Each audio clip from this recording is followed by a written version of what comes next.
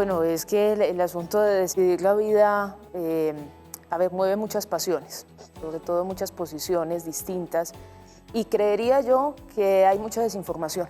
Vemos por un lado la autonomía y el cómo se puede hacer el proyecto de vida y por otro lado situaciones que puedan poner en riesgo el derecho a la vida. Muchas veces inclusive la medicina no logra detener la muerte. Ese no es el objetivo de nosotros, sino que muchas veces nuestra labor se limita a lograr que haya una vida digna. Que estamos hablando de la dignidad del ser humano, pero de una vida y una realidad de otra persona.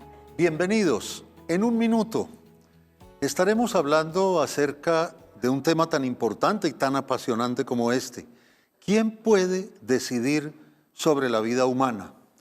Porque en unos aspectos se legisla desde la sociedad, pero al mismo tiempo es importantísimo mirar los derechos individuales, hasta dónde van los unos y hasta dónde van los otros. El tema genera controversia y la legislación trata permanentemente de actualizarse, de estar a la altura de los tiempos cambiantes, de las modificaciones que incluso vienen desde la cultura general. Así que trataremos justamente de hablar sobre este particular en un tema que reiteramos, y ya lo hemos visto, tiene muchísimas miradas y muchísimos aspectos a considerar. Y para ello hemos invitado a un grupo de personas expertas y un grupo de personas que además tiene justamente miradas diferentes desde cada uno de los tópicos a los cuales ya hemos hablado en la introducción. Están con nosotros Daisy Álvarez, quien es la directora de la Red Antioquia Provida. Igualmente, Beatriz Campillo Vélez, ella es docente e investigadora de la Universidad Pontificia Bolivariana. Y están con nosotros, conectadas virtualmente, la abogada Laura Arias, quien hace parte del Centro de Estudios Estanislao Zuleta, y la doctora Carolina Corcho, quien es vicepresidente de la Federación Médica Colombiana.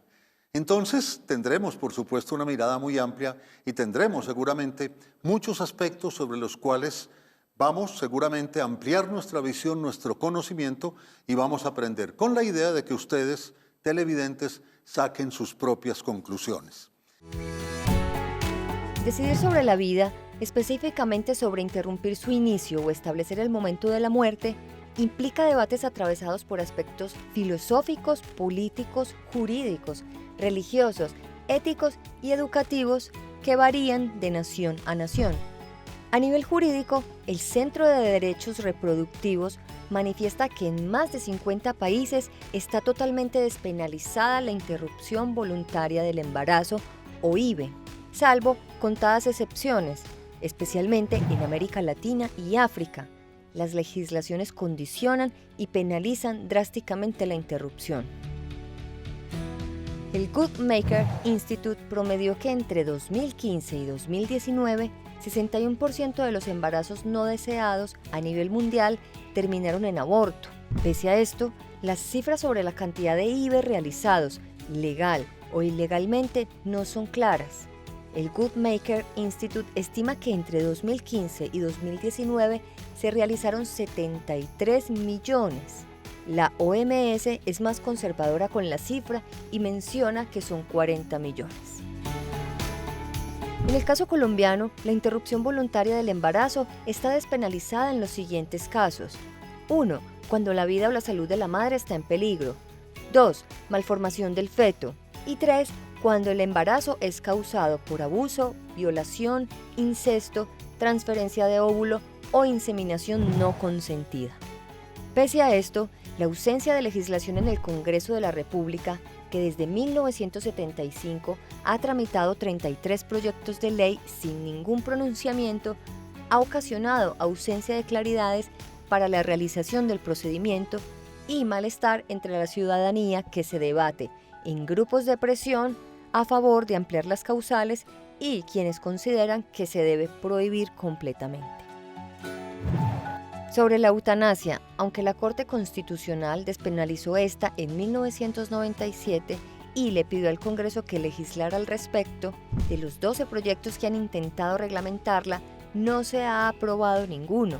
Solo en el 2015, el Ministerio de Salud aprobó un protocolo para la aplicación del procedimiento, y aunque el mismo año se realizó la primera eutanasia legal, aún existen muchas trabas logísticas y morales para poderlo realizar, en las cuales aparecen opositores que abogan por la implementación de otros procedimientos como la distanasia o la ortotanasia. Vamos a comenzar por el tema legal, porque digamos que ahí está el marco sobre el cual podemos iniciar la discusión. Una discusión que en un comienzo vamos a centrar en dos aspectos fundamentales, el aspecto del aborto y el aspecto de la eutanasia, que son lógicamente los temas sobre los cuales más discusiones se presentan, no solo en Colombia, sino prácticamente en el mundo entero. Y por eso, abogada, quiero comenzar un poquito con el marco contextual de la legislación del aborto en Colombia. Recordemos un poco cómo está estructurada en este momento.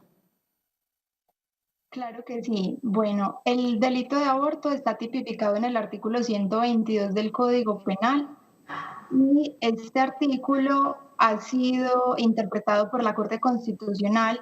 Hay una jurisprudencia desarrollada al respecto mediante la sentencia C-355 de 2006 que estableció 3 causales donde será excepcional la aplicación pues, de esa tipificación penal. En esas 3 causales, que son cuando la vida de la madre se encuentre en riesgo, cuando la vida del feto sea incompatible, pues cuando sea incompatible su nacimiento, y cuando ese embarazo haya sido producto de incesto o de una violación sexual. Entonces, digamos que solamente hasta 2006 se comenzaron a considerar esas 3 causales, esas 3 situaciones que fueron pues interpretadas. Muy bien, ya vamos a continuar justamente en próximas intervenciones en un minuto. Ustedes desde los movimientos pro vida, Beatriz, ¿consideran que tiene lógica esa reglamentación, esa legislación? Bueno, yo creo que hay que ampliarlo, no solamente el tema de movimientos pro vida, es una reflexión que incluso se puede mirar desde la parte jurídica en coherencia con lo que es la Constitución Política de Colombia. ¿Incoherencia? Sí, hay una incongruencia entre lo que es la Constitución Política de Colombia, que hace una clara defensa de la vida, que prohíbe justamente pues, el causarle la muerte a otro ser humano, y también se encuentra lo que se llama una antinomia con una parte del Código Penal donde se penaliza justamente el tema de las lesiones al feto como un agravante. Es decir, que esto se puede evaluar desde muchas perspectivas, como lo que usted estaba diciendo ahora, desde la parte médica, hay temas ahí que ahorita seguramente tocaremos, desde la parte jurídica se puede dar, seguramente también religiosa, entran muchos aspectos que hacen, digamos, complejo el uno simplemente aceptar esto porque apareció. Doctora Laura, habla Beatriz de una incongruencia o una incoherencia entre la Constitución y la legislación. ¿Es real? ¿Así es? Realmente no sería pues, jurídicamente correcto decir que haya una incongruencia entre la Constitución y el Código Penal y esas 3 causales que amplió la Corte Constitucional, porque hay que diferenciar cómo se define el delito de aborto en el Código Penal y cómo se define el delito de lesiones al feto. El delito de lesiones al feto se tipifica cuando no hay consentimiento de la mujer, mientras que pues, en el caso del aborto estaríamos hablando de que hay consentimiento por parte de la mujer que no quiere llevar a cabo un embarazo porque este es incompatible con su vida. Y ahí habrá que pensar de qué manera entendemos la vida. Muy bien, y justamente eso me da pie para que la doctora Carolina nos cuente un poquito cómo entra allí a jugar el tema médico, porque de alguna manera lo que estamos discutiendo es el concepto de vida. ¿Ocurre lo mismo que ocurre con la legislación o la parte médica no ve ninguna incongruencia con lo que hoy está reglamentado en Colombia? Bueno, lo primero es que no se puede hablar de una contrariedad con la Constitución, porque la Constitución también es los desarrollos de la Corte Constitucional y su jurisprudencia. Por tanto, la Constitución es este desarrollo. y eso es un hecho, digamos, que ya fue debatido ampliamente en Colombia. Esas 3 tipificaciones donde la interrupción voluntaria del embarazo está constitucionalmente respaldada en Colombia. Ahora, ¿cuál es la discusión desde el punto de vista médico? Tiene que ver con la reglamentación de esas disposiciones constitucionales. ¿Cuáles son las discusiones de la reglamentación? Las barreras de acceso del sistema de salud para que esa mujer efectivamente no sea discriminada para poder acceder a un derecho reconocido por el Estado Social y Democrático en Colombia. El segundo elemento es la edad gestacional bajo la cual se considera puede haber una interrupción voluntaria del embarazo. Eso es un debate en el mundo y en el mundo médico también, y de varios estados. Y tercero, las evaluaciones que se tengan que hacer de las condiciones mentales de estas mujeres para... Muy bien, ya vamos a seguir ampliando ese tema porque efectivamente es uno de los temas más sensibles que se presenta. ¿Hay un momento, Daisy, en el cual realmente se puede interrumpir el embarazo o eso no tiene ningún fundamento? Yo pienso que hay vida desde la concepción y eso lo han demostrado científicamente. Desde la concepción hay vida y la dignidad del ser humano empieza ahí. Porque entonces nos iríamos a diferentes puntos de, entonces, ¿cuándo vale más nuestra vida? A las 12 semanas, a las 24, cuando respiramos, ¿cierto? Y ahí también quiero hacer una acotación y es en el tema de la legislación, de la sentencia. Vámonos a la práctica. Una cosa es lo que dice la escritura, pero otra cosa es lo que dice la práctica. Con mi experiencia de más de 6 años atendiendo mujeres con embarazos en crisis, me he dado cuenta que no hay ninguna barrera para abortar. Y me he dado cuenta que adicional de esto, quedémonos en la parte donde dice peligro de la madre. Donde se dice peligro de la madre, metieron una brecha muy grande que es afectación mental y ahí cabe todo. Todas las mujeres, sin necesidad específica de que se encuadren en cada una de estas 3 causales, pueden llegar a abortar sin ninguna barrera absoluta en nuestra sociedad. Entonces vámonos. Bueno, yo por alusiones de lo que estaba comentando ahora, esa es la discusión jurídica. Cuando usted sienta a 2 abogados es muy normal que cada uno de ellos tenga visiones distintas, así que no se puede centrar uno en decir la discusión está cerrada, ya eso lo dijo la Corte Constitucional.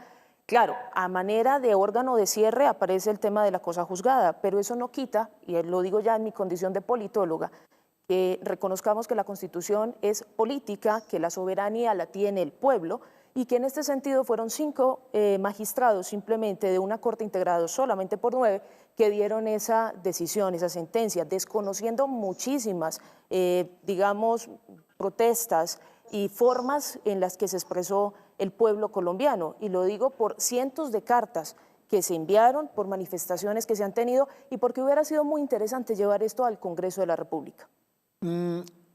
Doctora Laura, ¿cómo se llegó entonces a esa normatividad? ¿Se escuchó a la comunidad? ¿Se escucharon esos planteamientos como los que nos hace Beatriz? Sí, señor, pues inicialmente incluso quisiera hacer una réplica y es que por supuesto que el debate no es solamente jurídico, aquí hay un debate filosófico, ético y moral. Y es muy importante pues también ver desde dónde se va a entender que hay vida. Ellas defienden entonces que entienden la vida desde la concepción, pero también se han visto pues pronunciamientos y también estudios que dicen que la vida no es desde el momento de la concepción, sino desde el momento pues también de cuando hay persona, cuando hay existencia realmente.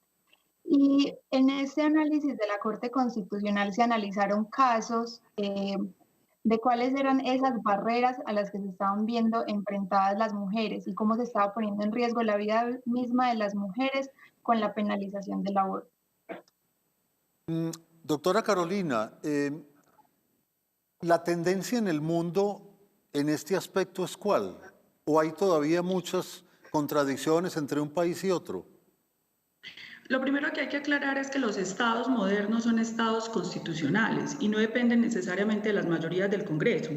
En este momento, por ejemplo, si la mayoría del Congreso de los Estados Unidos decidiera volver a la esclavitud, no podría volver a la esclavitud porque la Suprema Corte no permitiría que haya un retroceso de la humanidad. Eso es el constitucionalismo. Entonces, digamos que eso hay que entenderlo. Como segundo elemento, no es cierto que las mujeres puedan abortar libremente. Se los digo yo que soy médica, ejerzo en los hospitales de este país. Existe un mal uso de la objeción de conciencia. La objeción de conciencia no es institucional. la objeción de conciencia la ejerce el médico para evitar hacer un procedimiento con el cual no está de acuerdo por discrepancias, pero se ha vuelto una forma de juzgar a las mujeres en un marco que el Estado de Derecho ha reconocido. Eso es lo que nosotros como médicos tenemos que garantizar. El hecho de que el Estado de Derecho reconozca la interrupción voluntaria del embarazo no quiere decir que la mujer esté obligada a hacerlo. Ojo. Muy bien, ya nos va a contar exactamente qué otras consideraciones tenemos sobre el particular. ¿Así lo entienden? Desde el concepto de la constitucionalidad y no de la consulta a los grupos de presión. No, la constitucionalidad parte de un concepto fundamental que es el constituyente primario, y es el pueblo.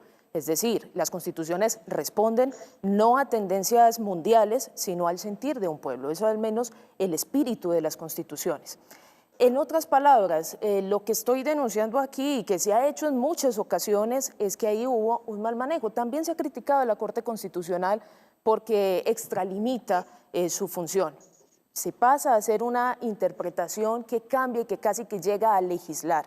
Ojalá, y hubiera sido muy democrático, que al menos la discusión como discusión se hubiera llevado al Congreso de la República. Si usted me lo pregunta, pues creo que no se debe ni siquiera tener ese tipo de debates porque la vida es fundamental, pero al menos hubiera sido más democrático. Doctora Carolina, aquí hay un tema médico muy importante y es que ya usted nos venía explicando las circunstancias en las cuales una mujer puede interrumpir voluntariamente el embarazo. Es cierto desde el punto de vista médico que justamente las barreras con las cuales se encuentra hoy una mujer que ha tomado esa decisión llevan en muchos de los casos a la ilegalidad o a la clandestinidad. Completamente. Las tasas de mortalidad son altísimas por las condiciones de insalubridad, de baja, digamos, condiciones sanitarias para que las mujeres se sometan a la interrupción voluntaria del embarazo, por las barreras de acceso que existen, donde las mujeres llegan ya en un momento muy tardío, donde hay semanas gestacionales, donde es muy difícil practicar esto, o donde inclusive está en riesgo su propia vida y no se pueden practicar, digamos, este tipo de acciones y procedimientos.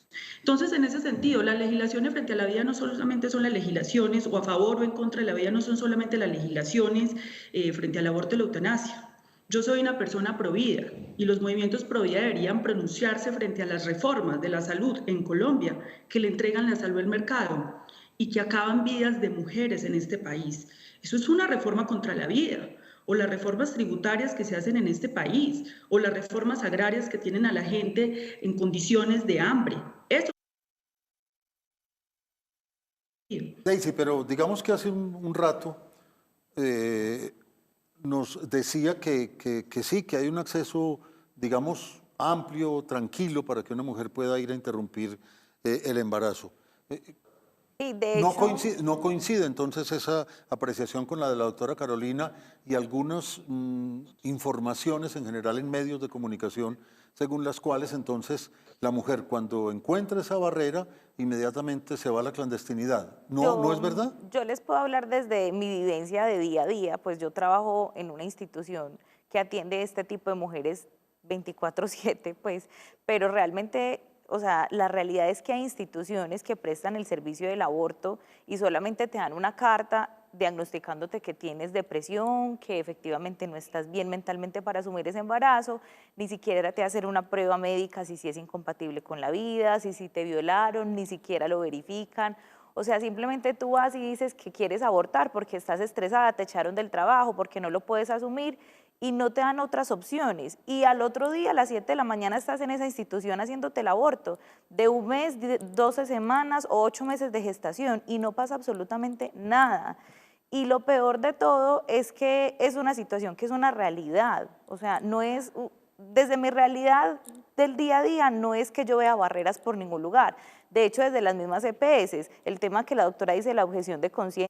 Un poco más adelante nos va a contar de algunos de estos casos. Como vemos, es un tema muy interesante, un tema sobre el cual tenemos muchísimo que aprender y que aportar. En unos segundos, después de unos mensajes, regresaremos. Seguiremos hablando de este tema de decidir sobre la vida. Estamos hablando del aborto, pero vamos a hablar también del tema de la eutanasia, que es otro bien complicado, sobre el cual permanentemente hay enormes discusiones. Ya regresamos.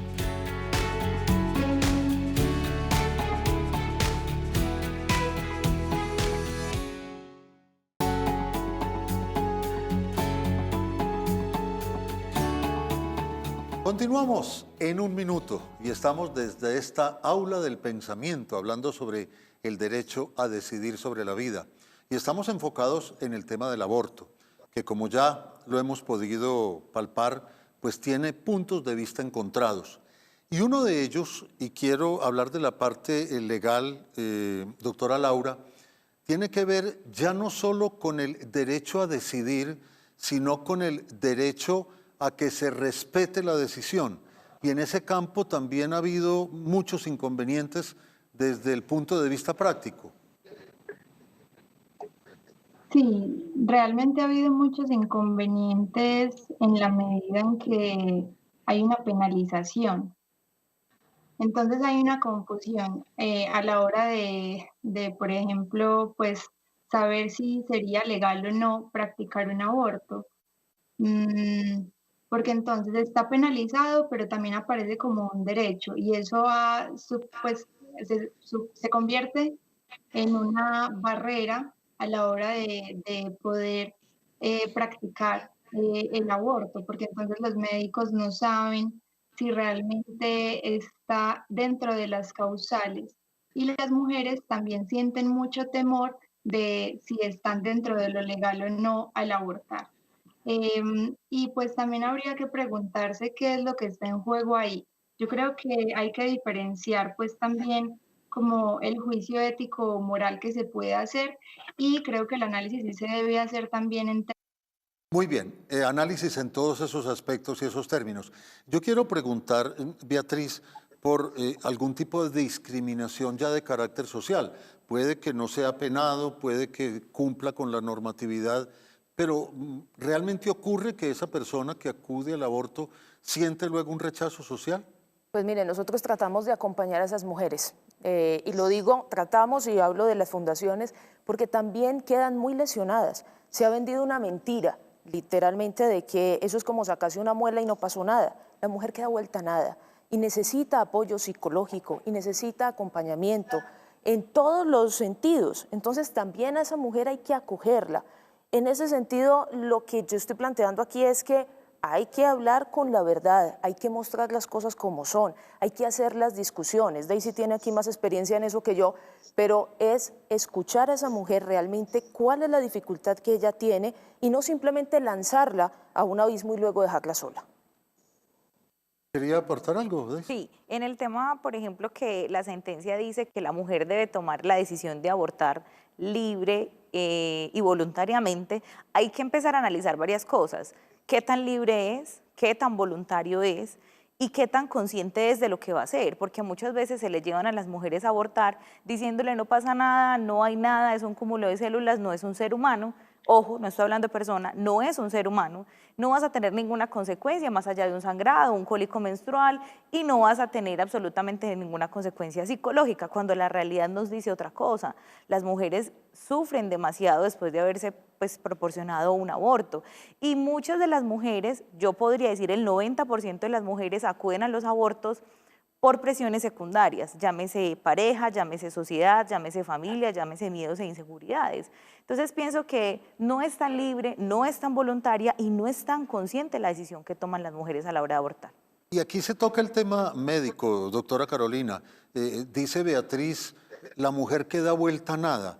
¿Sí es tan así cuando se hacen las cosas en el lugar adecuado y atendida por las personas capacitadas? Es que justamente por los argumentos que nos acaban de presentar es que requerimos que se reglamenten las sentencias de la Corte Constitucional, porque en la medida en que el sistema de salud no ofrezca ese acompañamiento de manera lícita, de manera limpia, con los equipos psicosociales, yo soy psiquiatra, por ejemplo, hacer esos acompañamientos, las mujeres terminan siendo acompañadas por sectores o por escenarios donde se hacen estos procedimientos de manera ilegal y quedan muy mal. Entonces, efectivamente, esto pasa porque el Estado Estado colombiano asuma la reglamentación de estas tres causales y que el sistema de salud se disponga para garantizar las mejores condiciones para que estas mujeres, en toda la libertad, con el acompañamiento psicosocial requerido, hagan lo que tengan que hacer y tomen las decisiones conforme a los marcos que la Constitución política les permite. Justamente ese argumento refuerza el planteamiento que nosotros estamos haciendo. Juan Guillermo, yo quisiera especificar cuando me refiero a vuelta a nada, ¿a quién me estoy refiriendo? No es que en el procedimiento médico a ella la vayan a despedazar. No. No, al que despedazan es a otro. Sí. Y sabemos Al perfectamente que es al niño. Es decir, aquí yo estoy hablando de que hay una víctima directa, que obviamente es el niño, a quien lo matan, con unas metodologías que además unos métodos que ni siquiera se atreven a mostrar muchas veces, porque a la gente no le muestran cómo es una liposucción, pero no le muestran cómo es un aborto. Entonces, en primer lugar, eso. Y cuando yo me refiero a la mujer es lo que pasa después de ahí. Es decir, dónde están acompañándola en todo un proceso de lo que se llama el síndrome posaborto, donde hay muchas instituciones que hoy las empiezan a acoger porque es que quedan destruidas, quedan a veces pensando en suicidarse, quedan a veces con esos sueños, con esas cosas que las atormentan. Repito, Daisy tiene más experiencia en eso que yo y seguramente lo puede ampliar. Sí, sobre todo, Beatriz, en el tema de que ni siquiera las instituciones reconocen el síndrome posaborto como algo real. Si usted me diría a mí, ¿usted reconoce el síndrome posaborto como algo que lo sacaron de los libros? Yo le diría, es que si yo lo hubiera leído solamente yo no lo creería, pero es que lo vivo todo el tiempo.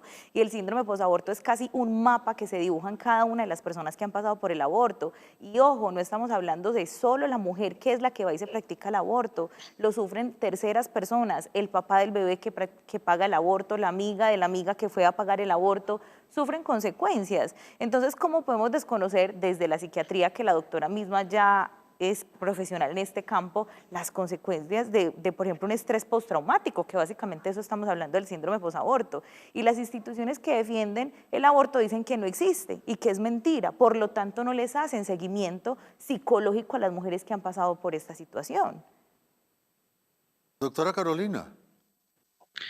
Es que no entiendo a qué instituciones se refiere, porque una cosa son las instituciones que hacen esto ilegalmente, las cuales hay que rechazar y tienen que contar con unas medidas regulatorias del Estado. Pero otra cosa es el sistema de salud. Tiene que haber una regulación desde el ente, desde el Ministerio de Salud. Existen unos protocolos y tiene que haber un debate inclusive de protocolizar desde el punto de vista de salud mental cuál es el acompañamiento que se hace por parte de psicólogos, de psiquiatras. Entonces yo pienso que hay que diferenciar. Justamente esto entra dentro del marco legal y constitucional para que no se haga de manera ilegal y estas mujeres no queden a su saber y a su haber. Esto es un elemento, pero yo creo que lo que tenemos que interrogarnos es cuáles son las políticas públicas que se están haciendo en Colombia para la protección de la mujer. Nosotros anualmente, de acuerdo al Instituto de Medicina Legal, tenemos 17.000 mujeres aproximadamente, casos conocidos de violación, de acoso. No tenemos una política pública clara de salud sexual y reproductiva. No tenemos un acompañamiento. Las mujeres... Muy bien. Doctora Laura, y justamente en ese tema jurídico quiero preguntarle, ¿por qué entonces la legislación no ha logrado ponerse a la altura justamente de las necesidades y de las tendencias del mundo? Sí, pues precisamente ese es un asunto muy complejo y que precisamente ha sido por eso que la Corte Constitucional se ha visto en la necesidad de intervenir tantas veces, dado que el Congreso no ha tomado pues como las medidas necesarias para realmente garantizar los derechos. Entonces ahí es donde la Corte Constitucional interviene. Y también es muy importante preguntarse qué ha significado ser mujer socialmente. ¿Cuáles son esos mandatos del patriarcado del ser mujer? Porque es que se está penalizando a las mujeres. Esa norma discrimina a las mujeres porque solamente se le está aplicando a ellas esa penalización. Y ser mujer socialmente ha significado ser madre, ser esposa, estar en el ámbito privado, ejercer las tareas del cuidado. Y quien va a tener esa maternidad es la mujer. Entonces se le está forzando a llevar un embarazo que muchas veces es incompatible con su propia vida y la vida debe ser entendida también. Muy bien. Yo quisiera agregar una cosa muy pequeña, es que cuando el hombre ha querido participar, lo han sacado, literalmente. Hay muchos papás que se quieren vincular, que quieren defender la vida de su hijo, que incluso se quieren hacer cargo de él y no les permiten. Ahora, cuando se habla de patriarcado, yo me pregunto en el caso de una violación, ¿por qué se le aplica pena de muerte al bebé y al otro lo dejamos libre, tranquilo y que siga su vida, porque normalmente no se hace esa persecución frente a quien hizo la violación, que es realmente el que tiene que responder y el que debe hacerse, digamos, responsable del acto que ha cometido. En él es al que hay que atacar, pero estamos atacando a un inocente, al que ni siquiera le estamos dando la posibilidad de la defensa. A cualquier reo en cualquier parte del mundo se le permite al menos un abogado que lo defienda. Al niño no, se le aplica pena de muerte y él no ha tenido ningún tipo de, digamos, de culpabilidad en el asunto. Nos hemos referido, Daisy, fundamentalmente a las causales que están jurídicamente establecidas en Colombia para que haya interrupción voluntaria del aborto. Pero han surgido en los últimos meses movimientos que incluso quieren que la Corte analice la despenalización del aborto. ¿Qué opinión tienen desde estos movimientos de que justamente se esté caminando en ese sentido? Pues mira, uno de los argumentos por los que se quiere despenalizar el aborto totalmente es que para que no haya barreras, para que las mujeres accedan al servicio, para que, por ejemplo, las mujeres no sean discriminadas, y también para que bajen las tasas de mortalidad por los abortos clandestinos, pero realmente eso no va a solucionar nada. O sea, si yo le quito totalmente la penalidad al aborto, me fuera a solucionar de fondo algo en el tema social. Si eso se solucionara, yo diría, podría ser, pero no va a ser. Lo que una mujer necesita cuando está pasando por medio de un embarazo inesperado es que la apoyen y que le den diferentes opciones. O sea, lo quiere tener y la apoyamos así, lo quiere en adopción y la apoyamos así, o lo quiere abortar y las consecuencias son estas. Tome del ramillete una opción, pero sea consciente de lo que está haciendo. Y el tema de la alta mortalidad de las madres, se ha dicho muchísimo que son cifras muy infladas, que son cifras que no son totalmente. Doctora Carolina, ese tema de la despenalización va en la línea de lo que usted plantea, de que efectivamente se tome ya una decisión concreta y se reglamente para que no se dé lugar a equívocos. Es que lo que a nosotros nos preocupa es el problema de la materialización de las decisiones de la Corte en el sistema de salud. En este momento no se ha podido materializar en el sistema de salud las tres causales que en este momento son protegidas por la Constitución y la ley, por las barreras de acceso. La responsabilidad que tenemos los médicos los médicos tenemos todo el derecho de objetar conciencia si no estamos de acuerdo, pero eso no implica juzgar a la mujer y no hacerle el acompañamiento para que otro médico y para que el sistema de salud garantice un derecho que la Constitución le está permitiendo. Entonces, hasta ahí va nuestra labor. Lo que nos preocupa es que vamos a entrar a otro debate cuando no hemos resuelto la materialización de los derechos tutelados por la Corte en estas tres causales. Y justamente en ese tema jurídico, doctora Laura, ¿por qué tanta demora en esa reglamentación? Porque es un tema complejo, como hemos visto, porque hay grupos de presión que juegan un papel determinante para que justamente se dilaten esas decisiones. ¿Qué es lo que pasa en el Congreso y en la misma Corte Constitucional? Sí, pues sinceramente lo que pasa es que hay falta de voluntad política para regular estos temas y hay mucha presión social, pues porque si bien Colombia es un estado laico, en la práctica es casi que un estado confesional y casi siempre aparecen esos discursos pues como desde el ámbito religioso que van a estar en desacuerdo con los derechos que aparecen para defenderse y para hacer, empiezan a chocar pues con esos discursos desde los fundamentalismos religiosos. Y yo creo que también es muy importante tener presente algo que decía la doctora Carolina hace un rato, y es que se legisle sobre el derecho a la interrupción voluntaria del embarazo no significa que se esté pasando por encima de la soberanía individual, no se estaría imponiendo como un mandato el que aborten, sino que sería una posibilidad, y esa posibilidad también tiene que tener todo el acompañamiento, y ahí está también el derecho al acceso a la información, que es el... Muy bien, derecho a la información al cual se refería Beatriz hace un rato. No, y quiero reforzar también una cosa que muy valiosa que decía Daisy hace un momento con ese tema de derecho a la información. Hay un bioeticista, que es además sacerdote, el profesor Ramón Lucas Lucas, que en una conferencia que dictó aquí ya hace mucho tiempo decía una cosa muy bonita. A muchos sorprendió porque era un sacerdote. Decía, la mujer tiene esas tres opciones. O lo puede tener y quedarse con él, o lo puede tener y dar en adopción, o lo puede abortar. Y eso es una opción que hay. Es decir, la libertad es cuando a mí se me presentan todas las opciones, pero me explican también las consecuencias que tiene cada una de ellas y yo con la información completa puedo tomar una decisión. Y esa información puede venir de múltiples lugares. Y si ustedes revisan, y repito que Daisy tiene más experiencia, se ha querido hacer, eso sí, unas barreras muy fuertes para que a la mujer no se le pueda acompañar, sino que vaya casi como un caballito así, solamente a irse por una opción del aborto. El Estado tiene esa obligación de ampliar todas esas... Ampliar la posibilidad. Hablamos al comienzo de un montón de elementos, y hablamos de elementos emocionales, médicos, jurídicos, y aparece ahora un elemento adicional que es el elemento de la religión, las creencias.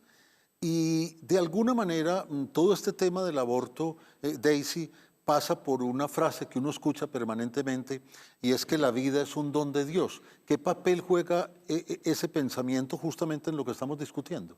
De hecho, me parece muy bonito que, por ejemplo, instituciones como la Red Antioquia Provida buscan apoyar a las mujeres y somos muy inclusivos. Esa palabra nos la quitaron, pues, pero en el tema de acompañar a una mujer respetamos su creencia. Hacemos todo tipo de acompañamiento, psicológico, médico, material y espiritual, dependiendo de su creencia. Pero, ¿quieres que te diga algo? El espiritual es lo último que se toca en un proceso de 2 años de atención con las mamás que se logran rescatar del aborto.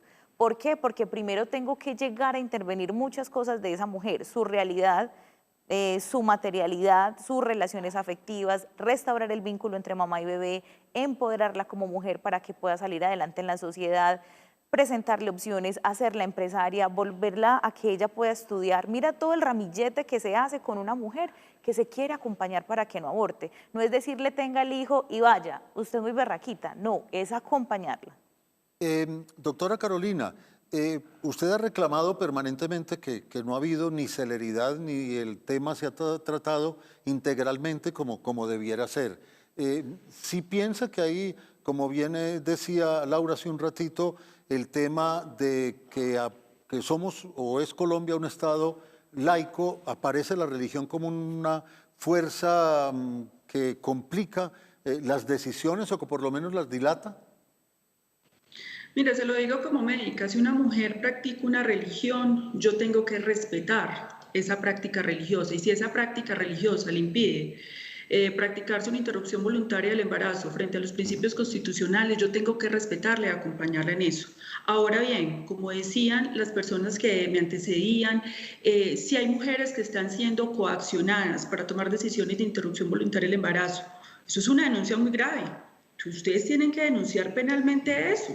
Porque si hay mujeres que las están obligando, eso es violatorio inclusive de la propia sentencia de la Corte.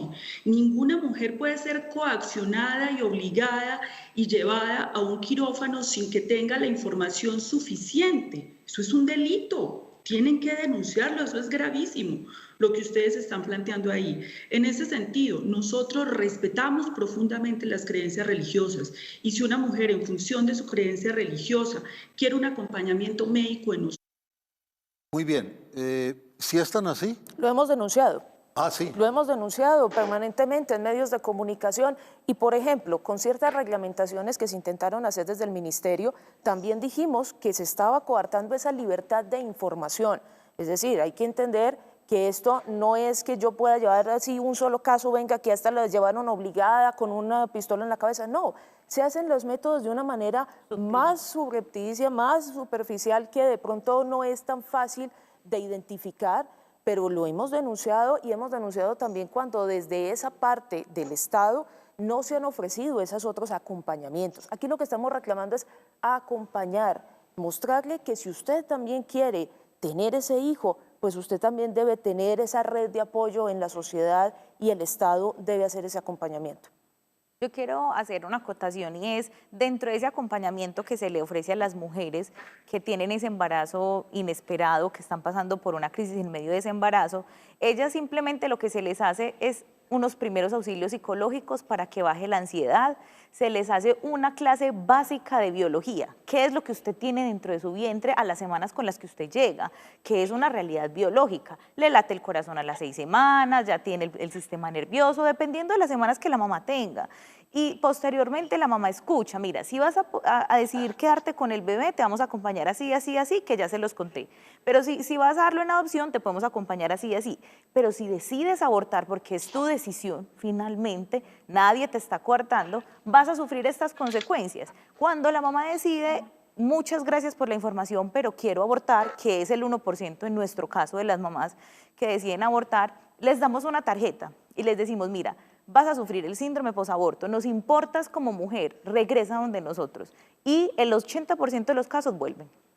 Y yo quiero que ya en la parte final del programa miremos otro aspecto, que es el tema de la eutanasia, porque miren que hemos hablado del comienzo de la vida y ahora pues iríamos al polo opuesto, al final de la vida. Doctora Carolina, ¿están las mismas zonas grises de las que hablábamos en el aborto? ¿También hace falta mayor precisión y que haya una legislación completa o no tanto como ocurre con el aborto? Son las mismas, hay unas zonas grises, aquí lo que está en juego, digamos, es el derecho a la determinación y la vida digna, el derecho que tiene una persona a vivir dignamente o a morir dignamente, eso es un derecho fundamental. En ese caso, por ejemplo, nosotros como psiquiatras tenemos que emitir un concepto, y es esa persona tiene competencia mental, la suficiente información para tomar esa decisión. Lo primero que nosotros tenemos que garantizar como médicos es que este sistema de salud le haya ofrecido todas las posibilidades a esa persona para sobrevivir.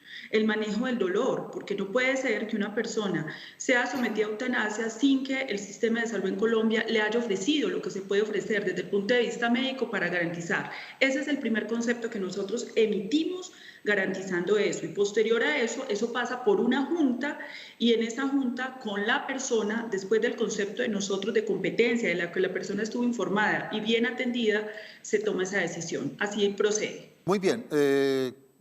Voy a hacer una precisión conceptual, Claro. porque ahorita mencionaron un término que no es correcto. Los extremos es eutanasia y distanasia. Eutanasia cuando se provoca la muerte de la persona, la distanasia cuando se le ayuda, comete, no, cuando se hace encarnizamiento terapéutico. Muy bien. Es decir, es un abuso. Esos dos extremos no deben ser éticamente buenos ni apoyados, no, al contrario, los dos hacen mucho daño. Hay un término que en toda la discusión se ha omitido y que nos debemos actualizar. El mundo hoy está hablando de ortotanasia, recta muerte. Y la ortotanasia incluye cosas tan importantes como los cuidados paliativos, que no es solamente la medicación, sino un acompañamiento psicológico, acompañamiento espiritual también, social, familiar. Es decir, es llevar a entender que los seres humanos nos morimos, pero que podemos hacerlo de una forma acompañada.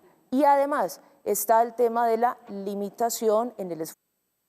Muy bien, sobre el cual podemos hablar en unos segunditos cuando lleguemos a la conclusión de lo que ha sido este debate muy interesante sobre temas de decisiones sobre la vida. Unos mensajes, regresamos para la parte final de este programa. En un minuto, hoy desde esta aula del pensamiento sobre el tema de decidir sobre la vida.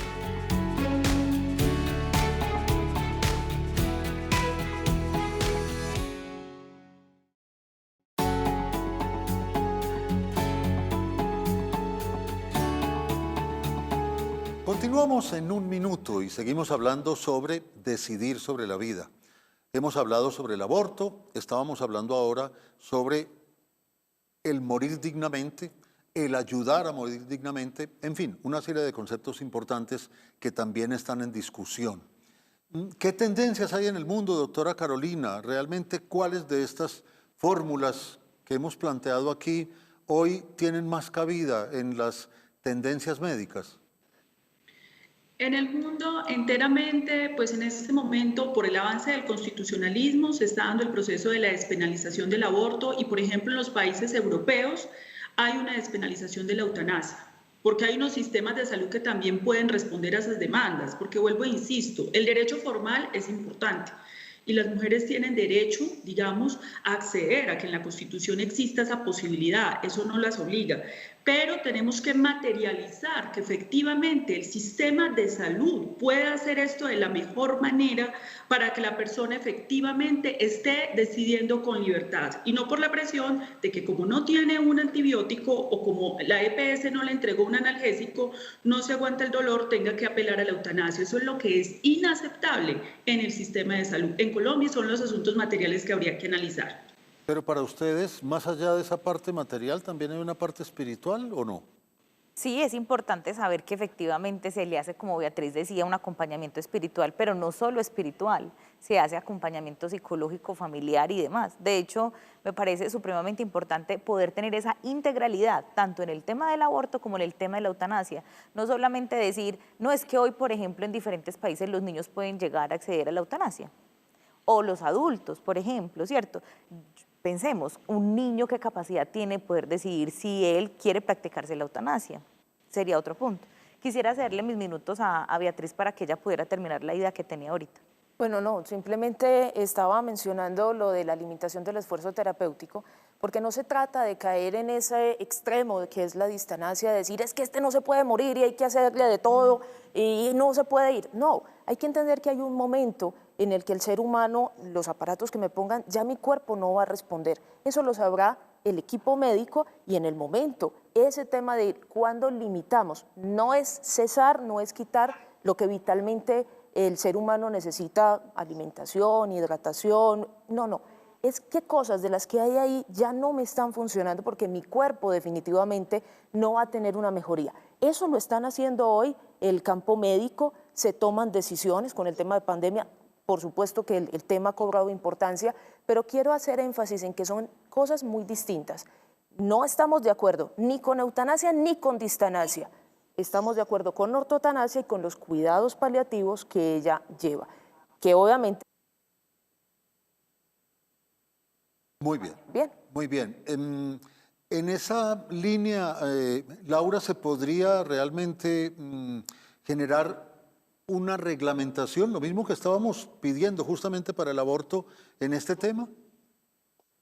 Sí, claro, podría generarse una reglamentación y sería muy necesario que se tomara, así pues como en el caso del aborto lo hablábamos, porque también habría que pensar pues de quién es la vida y de quién es la existencia y de qué manera se va a dar aplicación a la eutanasia.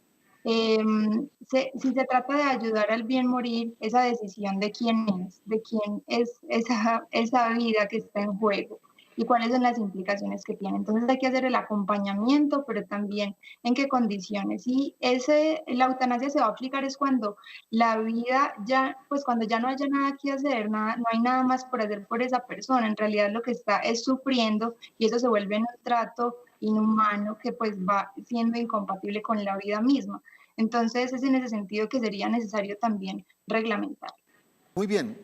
Prácticamente uno puede atar cabos entre un tema y el otro, y es que en ambos, Beatriz, fundamentalmente hay una desinformación absoluta. Yo creo que nos falta lo que decía al comienzo, escucharnos más. Cuando hablamos de que el ser humano es un ser libre, no se nos puede olvidar que también es un ser que tiene inteligencia, conocimiento, que puede valorar y que por tanto todo en conjunto nos exige pensar en un ser humano que es responsable. Eso a veces se nos pierden las dimensiones. Entonces, sí hablamos de la libertad, pero tampoco es una libertad absoluta. Yo soy dueña de mi vida y yo hago lo que quiera. No, hay límites. Lo vivimos ahorita en la cuarentena, nos quedó muy claro a todos que yo no puedo hacer, perdón la expresión, lo que se me dé la gana. Tengo también un deber con la sociedad, con mi familia, con los demás. Yo no vivo sola, sino que vivo en un conjunto. Y ese también aquí estamos pidiendo, ha sido, digamos, el llamado reiterado al acompañamiento, al sentido de humanidad. Y ojo con una cosa que ahorita se nos olvidaba, qué pena lo agrego. En los cuidados paliativos también es importante el acompañamiento a la familia en el proceso de duelo, es decir, después de la muerte. Y otra conclusión, doctora Carolina, es que definitivamente somos lentos en la reglamentación, dejamos muchas zonas grises, mucho aspecto para la interpretación y eso genera de alguna manera los conflictos que hoy vivimos. Sí, definitivamente hay una perspectiva de defensa de la vida, como la que nosotros profesamos desde el cuerpo médico. Esto se tiene que abordar desde políticas públicas integrales, porque es que hay demasiada espectacularidad sobre una interrupción voluntaria del embarazo que ni siquiera se lleva a cabo en Colombia, porque, insisto, el sistema de salud no ha hecho lo que tiene que hacer para garantizar las sentencias de la Corte Constitucional. Pero no estamos discutiendo ni siquiera sobre este sistema de salud mercantilizado, donde las mujeres que están en las zonas dispersas, rurales y campesinas tienen 5 veces mayor posibilidad de morirse porque no acceden a un médico, un ginecólogo. Esas son discusiones sobre la vida.